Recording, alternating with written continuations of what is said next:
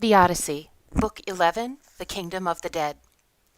Now down we came to the ship at the water's edge. We hauled and launched her into the sunlit breakers first, stepped the mast in the black craft, and set our sail, and loaded the sheep aboard, the ram and ewe.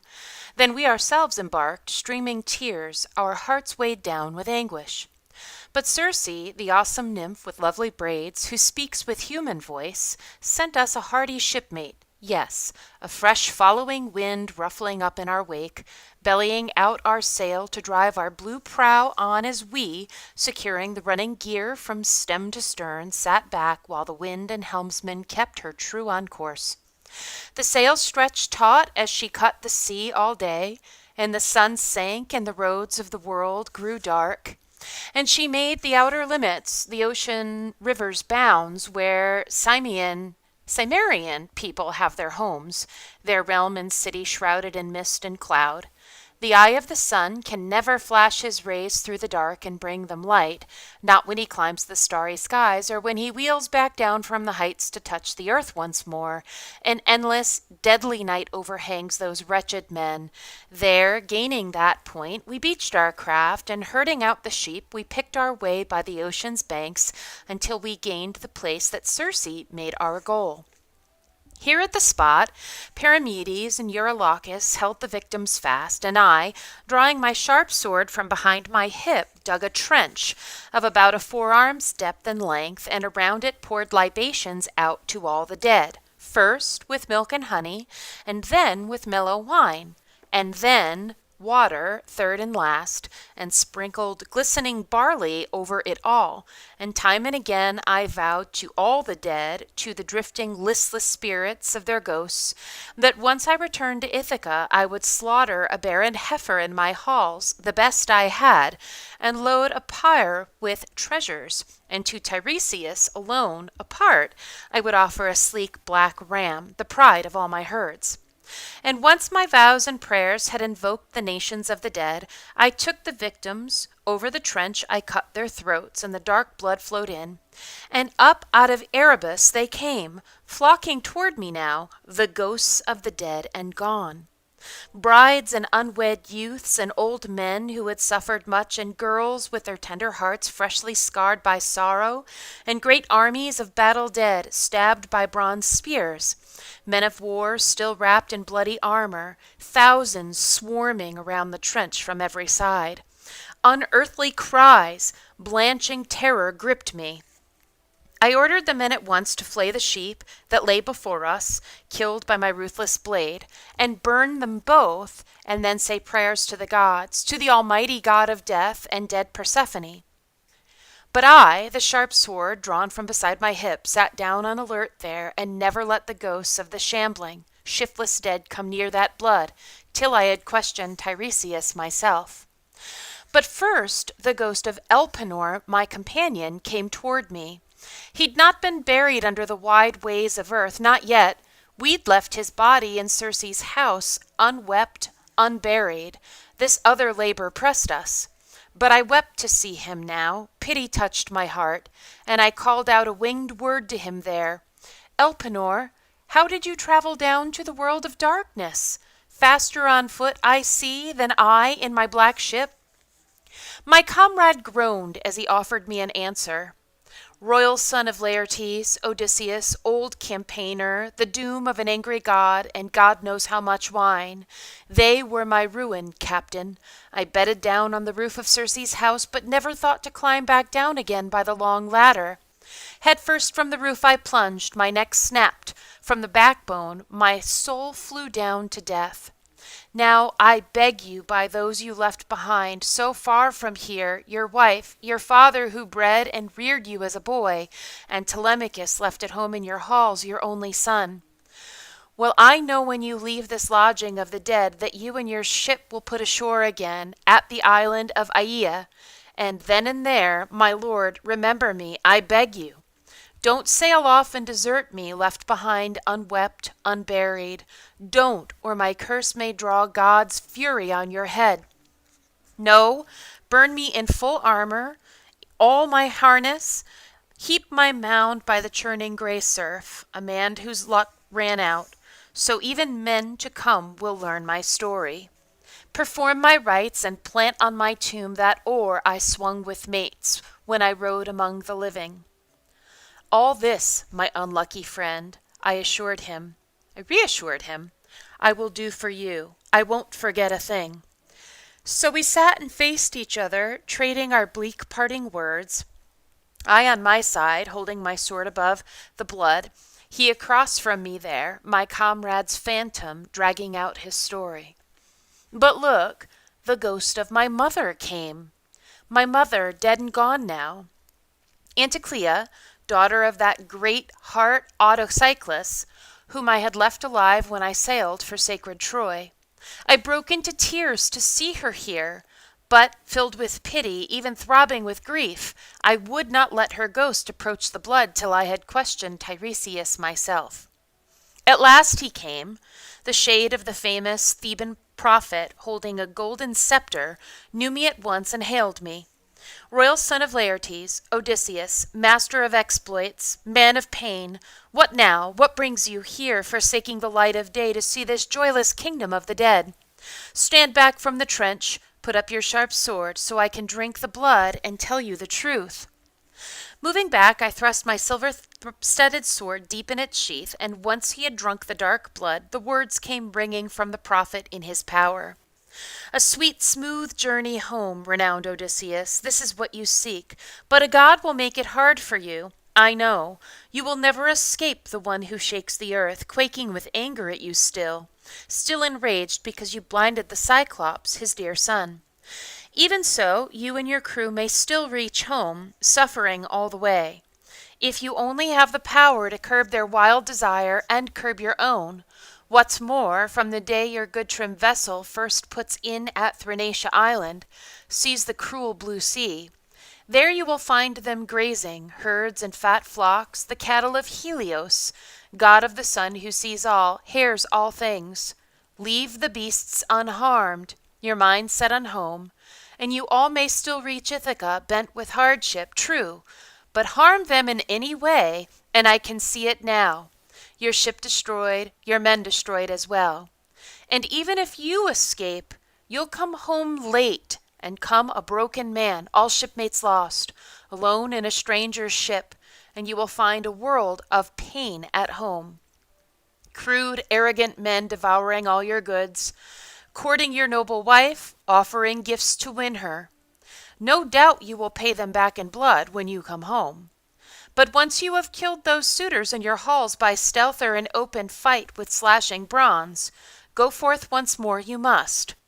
Carry your well-planed oar until you come to a race of people who know nothing of the sea, whose food is never seasoned with salt, strangers all to ships with their crimson prows and long slim oars, wings that make ships fly.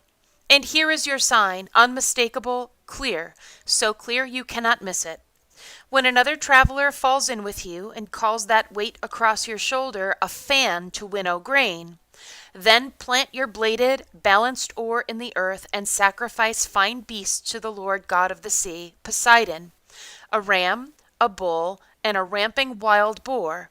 Then journey home and render noble offerings up to the deathless gods who rule the vaulting skies, to all the gods in order. And at last your own death will steal upon you, a gentle, painless death, far from the sea it comes to take you down, borne down with the years and ripe old age, with all your people there and blessed peace around you. All that I have told you will come true. O Tiresias, I replied at the prophet finished, surely the gods have spun this out as fate, the gods themselves. But tell me one thing more and tell me clearly. I see the ghost of my long-lost mother here before me, dead, crouching close to the blood in silence. She cannot bear to look me in the eyes, her own son, or speak a word to me. How, Lord, can I make her know me for the man I am? One rule there is, the famous seer explained, and simple for me to say and you to learn. Any one of the ghosts you let approach the blood will speak the truth to you. Any you refuse will turn and fade away. And with those words, now that his prophecies had closed, the awesome shade of Lord Tiresias strode back to the house of death. But I kept watch there, steadfast, till my mother approached and drank the dark clouding blood. She knew me at once and wailed out in grief, and her words came winging toward me, flying home. "Oh, my son, what brings you down to the world of death and darkness? You are still alive.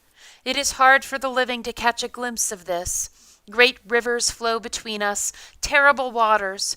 The ocean, first of all. No one could ever ford that stream on foot, only aboard some sturdy craft. Have you just come from Troy, wandering long years with your men and ship? Not yet returned to Ithaca? You've still not seen your wife inside your halls?" "Mother," I replied, "I had to venture down to the house of death to consult the shade of Tiresias, seer of Thebes. Never yet have I neared Achaia, never once set foot on native ground, always wandering, endless hardship from that day I first set sail with King Agamemnon bound for Troy, the stallion land, to fight the Trojans there. But tell me about yourself and spare me nothing. What form of death overcame you? What laid you low? Some long, slow illness? Or did Artemis showering arrows come with her painless shafts and bring you down? Tell me of father. Tell me of the son I left behind. Do my royal rights still lie in their safe keeping? Or does some stranger hold the throne by now because men think that I'll come home no more? Please tell me about my wife, her turn of mind, her thoughts, still standing fast beside our son, still guarding our great estates, secure as ever now? Or has she wed some other countryman at last, the finest prince among them?"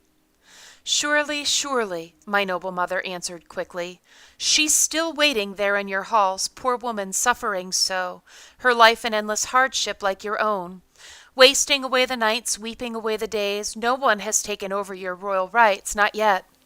Telemachus still holds your great estates in peace. He attends the public banquets shared with all. The feasts a man of justice should enjoy, for every lord invites him. As for your father, he keeps to his own farm. He never goes to town, with no bed for him there, no blankets, glossy throws. All winter long he sleeps in the lodge with servants, in the ashes by the fire, his body wrapped in rags. But when summer comes and the bumper crops of harvest, any spot on the rising ground of his vineyard rows he makes his bed, heaped high with fallen leaves, and there lies in anguish, with his old age bearing hard upon him too, and his grief grows as he longs for your return, and I with the same grief. I died and met my fate. No sharp-eyed huntress showering arrows through the halls approached and brought me down with painless shafts, nor did some hateful illness strike me that so often devastates the body, drains our limbs of power. No, it was my longing for you, my shining Odysseus. You and your quickness, you and your gentle ways that tore away my life that had been sweet. And I, my mind in turmoil, how I longed to embrace my mother's spirit, dead as she was. 3 times I rushed toward her, desperate to hold her. 3 times she fluttered through my fingers, sifting away like a shadow, dissolving like a dream. And each time the grief cut to the heart, sharper, yes, and I cried out to her, words winging into the darkness. "Mother, why not wait for me? How I long to hold you! So even here in the house of death we can fling our loving arms around each other, take some joy in the tears that numb the heart. Or is this just some wraith that the great Persephone sends my way to make my ache with sorrow all the more?" My noble mother answered me at once, my son, the unluckiest man alive. There is no deception sent by Queen Persephone. This is just the way of mortals when we die. Sinews no longer bind the flesh and bones together. The fire in all its fury burns the body down to ashes once life slips from the white bones, and the spirit, rustling, flitters away, flown like a dream. But you must long for the daylight. Go quickly. Remember all the things, so one day you can tell them to your wife. And so we both confided, trading parting words, and there slowly came a grand array of women, all sent before me now by august Persephone, And all were wives and daughters once of princes. They swarmed in a flock around the dark blood while I searched for a way to question each alone. And the more I thought, the more this seemed the best. Drawing forth the long sharp sword from beside my hip, I would not let them drink the dark blood all in a rush. And so they waited, coming forward one after another. Each declared her lineage, and I explored them all. And the first I saw there, Tyro, born of kings, who said her father was that great lord Salmoneus, said that she was the wife of Cretheus, Aeolus' son. And once she fell in love with the river god Anapus, far the clearest river flowing across the earth, so she'd haunt Enipeus's glinting streams, still taking his shape one day. The god who girds the earth and makes it tremble, bedded her where the swirling river rushes out to sea, and a surging wave reared up high as a mountain, dark, arching over to hide the god and mortal girl together. Loosing her virgin belt, he lapped her round in sleep, and when the god had consummated his work of love, he took her by the hand and hailed her warmly. Rejoice in our love, my lady, and when this year that run its course you will give birth to glorious children. Bedding down with the gods is never barren, futile, and you must tend them, breed and rear them well. Now home you go, and restrain yourself, I say. Never breathe your lover's name, but know, I am Poseidon, god who rocks the earth. With that he dove back in the heaving waves, and she conceived for the god and bore him Peleus, Neleus, and both grew up to be stalwart aids of Zeus Almighty, both men alike.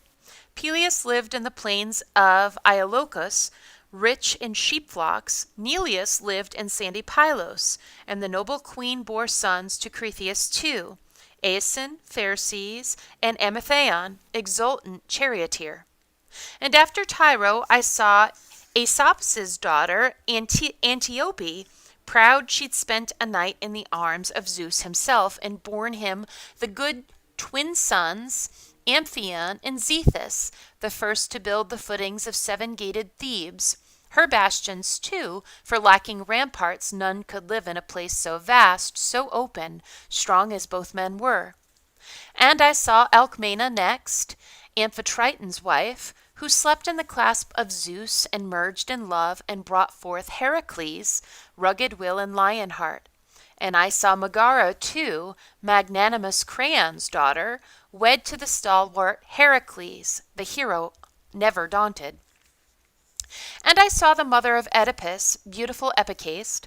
What a monstrous thing she did, all in innocence. She married her own son, who'd killed his father, then he married her. But the gods soon made it known to all mankind, so he in growing pain ruled on in beloved Thebes, Lord Cadmus' people, thanks to the gods' brutal plan, while she went down to death who guards the massive gates, lashing a noose to a steep rafter. There she hanged aloft, strangling in all her anguish, leaving her son to bear the world of horror a mother's furies bring to life. And I saw magnificent Chloris, the one whom Neleus wooed and won with a hoard of splendid gifts, so dazzled by her beauty years ago, the youngest daughter of Aias' son Amphion, the great Minion king who ruled Orchomenos once. She was queen in Pylos. She bore him shining sons, Nestor and Chromius, Periclymenes too, good prince. And after her son she bore a daughter, majestic Pero, the marvel of her time, courted by all the young lords round about. But Neleus would not give her to any suitor, none but the man who might drive home the herds that powerful Iphiclus had stolen. Lurching, broad in the brow, those long-horned beasts, and no small task to round them up from Pycles. Only the valiant seer Melampus volunteered. He would drive them home, but a god's iron sentence bound him fast. Barbarous herdsmen dragged him off in chains. And when the months and days had run their course, and the year wheeled round, and the seasons came again, then mighty Iphiclus loosed the prophet's shackles, once he had told him all the gods' decrees, and so the will of Zeus was done at last. And I saw Leda next, Tandrus' wife, who'd borne the king 2 sons, intrepid twins, Castor, breaker of horses, and the hardy boxer Polydeuces, both buried now in the life-giving earth, though still alive. Even under the earth Zeus grants them that distinction. One day alive, the next day dead, each twin by turns, they both hold honors equal to the gods. And I saw Iphimedeia next, Aeolus's wife, who claimed she lay in the sea lord's loving waves and gave the god 2 sons, but they did not live long. Otis, staunch as a god and far famed, Ephialtes, they were the tallest men the fertile earth had borne, the handsomest too by far, aside from renowned Orion. 9 yards across they measured, even at 9 years old. 9 fathoms tall they towered. They even threatened the deathless gods. They'd stormed Olympus's heights with the pounding rush and grinding shock of battle. They were wild to pile Ossa upon Olympus, and then Ossa, Pelion, dense with timber, their toeholds up to heavens. And they'd have won the day if they'd reached peak strength, but Apollo, the son of Zeus, whom sleek-haired Leto bore, laid both giants low before their beards had sprouted, covering cheek and chin with a fresh crop of down. Phaedra and Procris too I saw, and lovely Ariadne, daughter of Minos, that harsh king. One day Theseus tried to spirit her off from Crete to Athens' sacred heights, but he got no joy from her. Artemis killed her first on wave-washed Dia's shores, accused by Dionysus. And I saw Clymene, Maera, and loathsome Eriphyle, bribed with a golden necklace to lure her lawful husband to his death, but the whole cordage I could never tally, never name. Not all the daughters and wives of great men I saw there. Long before that, the gods sent night would ebb away, but the time has come for sleep, either with friends aboard your swift ship or here in your own house. My passage home will rest with the gods and you. Odysseus paused. They fell silent, hushed, his story holding them spellbound down the shadowed halls till the white-armed queen Arete suddenly burst out. Phaeacians, how does this man impress you now? His looks, his build, the balanced mind inside him? The stranger is my guest, but each of you princes shares the honor here. So let's not be too hasty to send him on his way, and don't scrimp on his gifts. His need is great. Great is the riches piled up in your houses, thanks to the gods' goodwill.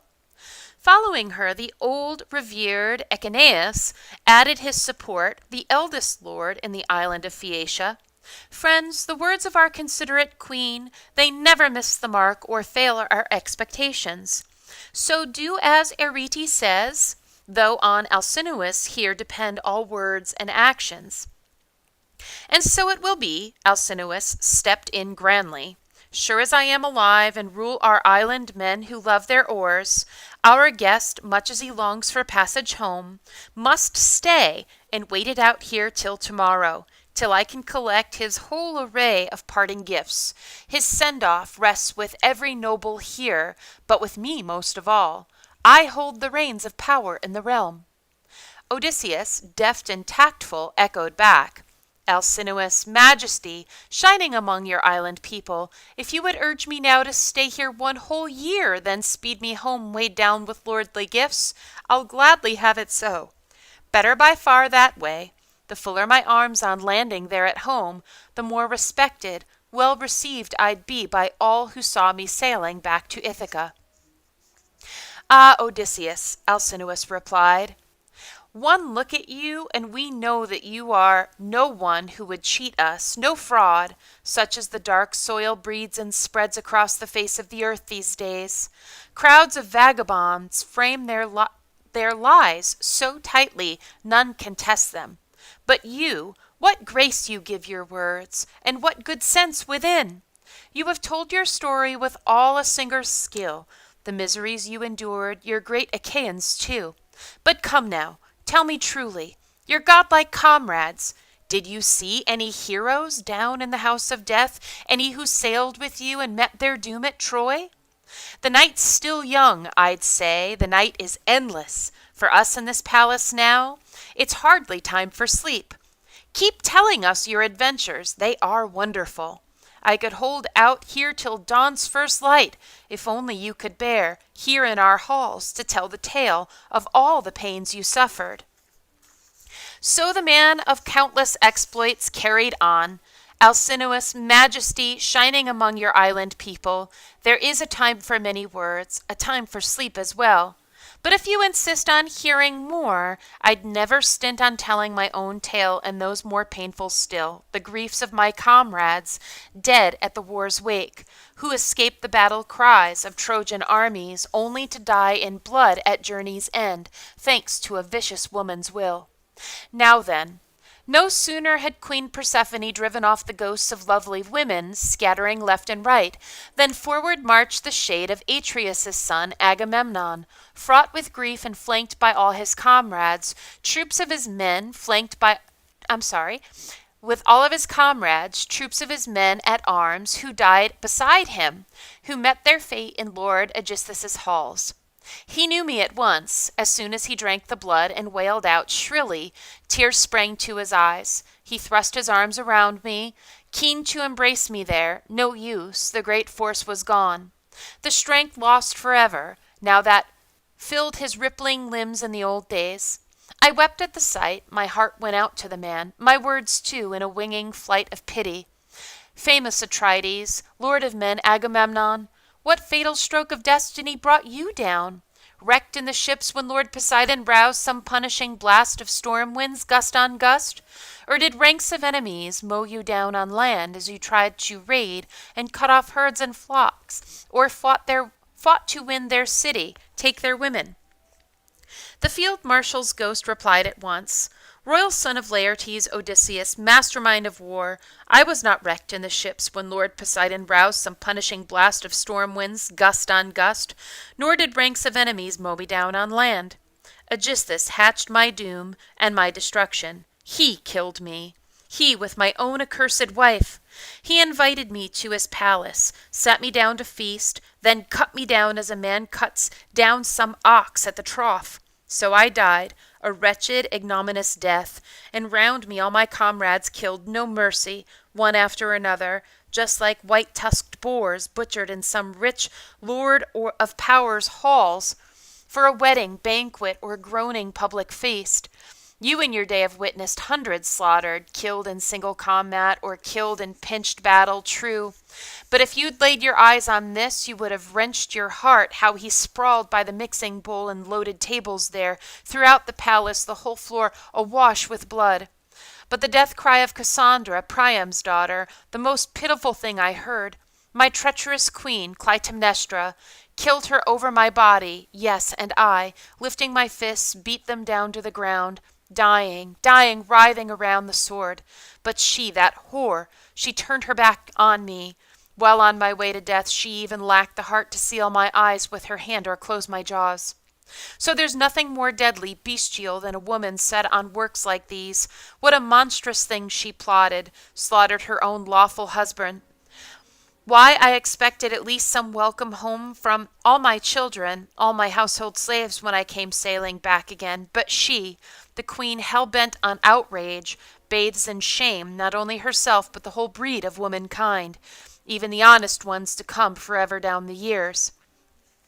So he declared, and I cried out, how terrible! Zeus from the very start, the Thunder King, has hated the race of Atreus with a vengeance, his truest weapon, women's twisted wiles. What armies of us died for the sake of Helen, Clytemnestra, schemed your death while you were worlds away. True, true, Agamemnon's ghost kept pressing on. So even your own wife, never indulge her too far, never reveal the whole truth, whatever you may know. Just tell her a part of it, be sure to hide the rest. Not that you, Odysseus, will be murdered by your wife. She's much too steady, her feelings run too deep. Icarius' daughter, Penelope, that wise woman, she was a young bride, I well remember. We left her behind when we went off to war. With an infant boy she nestled at her breast. That boy must sit and be counted with the men now, happy man! His beloved father will come sailing home with his son, and he will embrace his father, that is only right.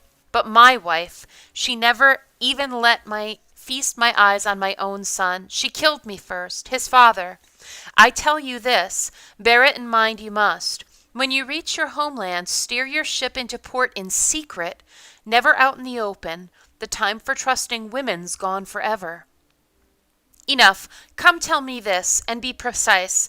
Have you heard news of my son? Where he's living now? Perhaps in Orchomenos? Perhaps in sandy Pylos, or off in the Spartan plains with Menelaus?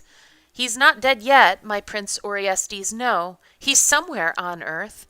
So he probed, but I cut in short. Atrides, why ask me that? I know nothing, whether he's dead or alive. It's wrong to lead you on with idle words.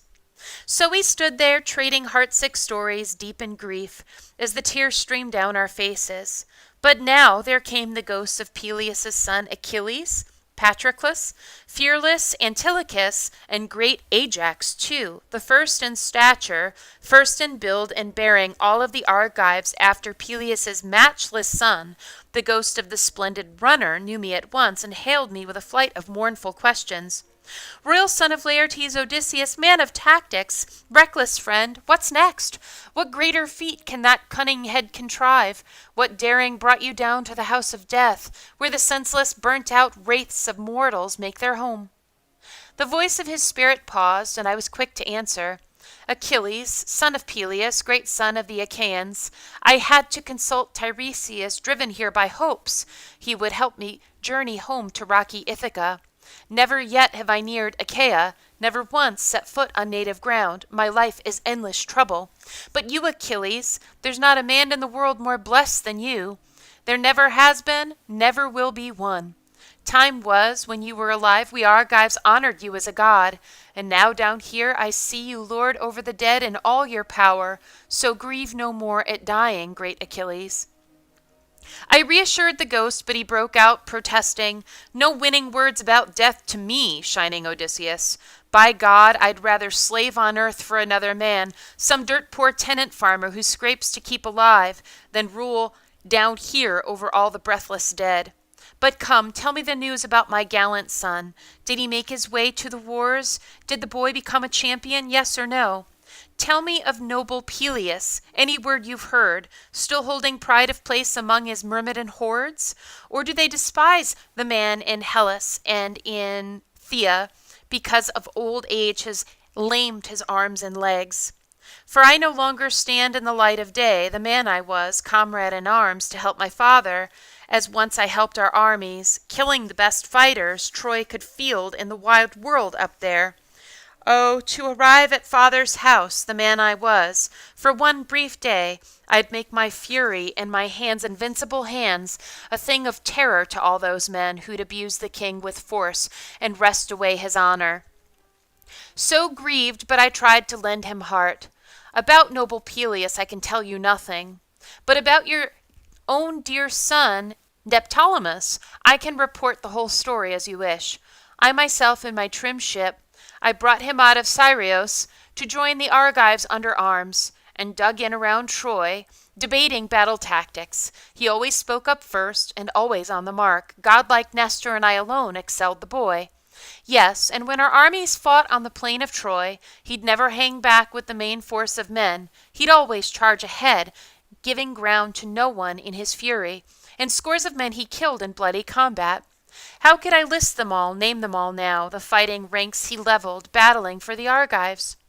But what a soldier he laid low with a bronze sword, the hero Eurypylus, Telephus' son, and around him troops of his own Cedian comrades slaughtered, lured to war by the bribe his mother took. The only man I saw to put Eurylochus in the shade was Memnon, son of the morning. Again, when our champions climbed inside the horse that Epeus built with labor, and I held full command to spring our packed ambush open or keep it sealed, all our lords and captains were wiping off their tears, knees shaking beneath each man, but not your son. Never once did I see his glowing skin go pale. He never flicked a tear from his cheeks, no, he kept on begging me there to let him burst from the horse, kept gripping his hilted sword, his heavy bronze-tipped javelin, keen to loose his fighting fury against the Trojans. Then, once we'd sacked King Priam's craggy city, Laden with his fair share and princely prize, he boarded his own ship, his body all unscarred, not a wound from flying spear or a sharp sword, cut and thrust close up, the common marks of war. Random, raging Ares plays no favorites. So I said, and off he went, the ghost of the great runner, Achilles' grandson, loping with great strides across the fields of asphodel, triumphant in all I had told him of his son, his gallant, glorious son. Now the rest of the ghosts, the dead and gone, came swarming up around me, deep in sorrow there, each asking about the grief that touched him most. Only the ghost of great Ajax, son of Telamon, kept his distance, blazing with anger at me still for the victory I had won by the ships that time I pressed my claim for the arms of Prince Achilles. His queenly mother had set them up as prizes. Pallas and captive Trojans served as judges. Would to God I'd never won such trophies. All for them the earth closed over Ajax, that proud hero Ajax, greatest in build, greatest in works of art, of all the Argives after Peleus' matchless son. I cried out to him now, I tried to win him over. Ajax, son of noble Telamon, still determined even in death, not once to forget that rage you train on me for those accursed arms? The gods set up that prize to plague the Achaeans, so great a tower of strength we lost when you went down. For your death we grieved as we did for Achilles' death. We grieved incessantly, true, and none's to blame but Zeus, who hated Achaea's fighting spearmen so intensely. Zeus sealed your doom. Come closer, king, and listen to my story. Conquer your rage, your blazing headstrong pride. So I cried out, but Ajax answered not a word. He stalked off toward Erebus into the dark to join the other lost, departed dead. Yet now, despite his anger, he might have spoken to me, or I to him, but the heart inside me stirred with some desire to see the ghosts of others dead and gone. And I saw Minos there, illustrious son of Zeus, firmly enthroned, holding his golden scepter, judging all the dead. Some on their feet, some seated, all clustering around the king of justice, pleading for his verdicts, reached in the house of death with all its embracing gates. I next caught sight of Orion, that huge hunter, rounding up on the fields of asphodel those wild beasts the man in life cut down on the lonely mountain slopes, brandishing in his hands the bronze-studded club, that time I can never shatter. I saw Tiresias, too, son of the mighty goddess Earth, sprawling there on the ground, spread over 9 acres, 2 vultures hunched on either side of him, digging into his liver, breaking deep in the blood sac, and he with his frantic hands could never beat them off. For once he had dragged them off, the famous consort of Zeus in all their glory, Leto, threading their way toward Pytho's ridge over the lovely dancing rings of Panopeus. And I saw Tantalus, too, bearing endless torture. He stood erect in a pool as water lapped his chin. Parched, he tried to drink, but he could not reach the surface. No, time and again the old man stooped, craving a sip. Time and again the water vanished, swallowed down, laying bare the caked black earth at his feet. Some spirit drank it dry, and over his head leafy trees dangled their fruit from high aloft, pomegranates and pears and apples glowing red, succulent figs and olives swelling sleek and dark, but as soon as the old man would strain to clutch them fast, a gust would toss them up to the lowering dark clouds. And I saw Sisyphus, too, bound to his own torture, grappling his monstrous boulder with both arms working, heaving, hands struggling, legs driving. He kept on thrusting the rock uphill toward the brink, but just as it teetered, set to topple over, time and again the immense weight of the thing would wheel it back, and the ruthless boulder would bound and tumble down to the plain again. So once he would heave, would struggle to thrust it up, sweat drenching his body, dust swirling above his head. And next I caught a glimpse of powerful Heracles, his ghost, I mean. The man himself delights in the grand feasts of the deathless gods on high, wed to Hebe, famed for her lithe, alluring ankles, the daughter of mighty Zeus and Hera shod in gold. Around him cries of the dead rang out like cries of birds, scattering left and right in horror as on he came like night, naked bow in his grip, an arrow grooved by the bow on the bowstring, glaring around him fiercely, forever poised to shoot. A terror, too, that sword belt sweeping across his chest, a baldric of solid gold emblazoned with awesome work, bears and ramping boars and lions with wild fiery eyes, and wars, routs and battles, massacres, butchered men. May the craftsman who forged that masterpiece, whose skills could conjure up a belt like that, never forge another. Heracles knew me at once, at first glance, and hailed me with a winging burst of pity. Royal son of Laertes, Odysseus, famed for exploits. Luckless man, you too? Braving out a fate as harsh as the fate I bore, alive in the light of day? Son of Zeus that I was, my torments never ended, forced to slave for a man not half the man I was. He saddled me with the worst heartbreaking labors. Why, he sent me down here once to retrieve the hound that guards the day. No harder task for me, he thought, but I dragged a great beast up from the underworld to earth, and Hermes and gleaming-eyed Athena blazed the way. With that he turned, and back he went to the house of death. But I held fast and placed, hoping that others might still come, shades of famous heroes, men who died in the old days, and ghosts of an even older age I longed to see, Theseus and Perithous, the gods' own radiant sons. But before I could, the dead came surging round me, hordes of them, thousands raising unearthly cries, and blanching terror gripped me, panicked now, that Queen Persephone might send up from death some monstrous head, some Gorgon's staring face. I rushed back to my ship, commanded all hands to take to the decks and cast off cables quickly.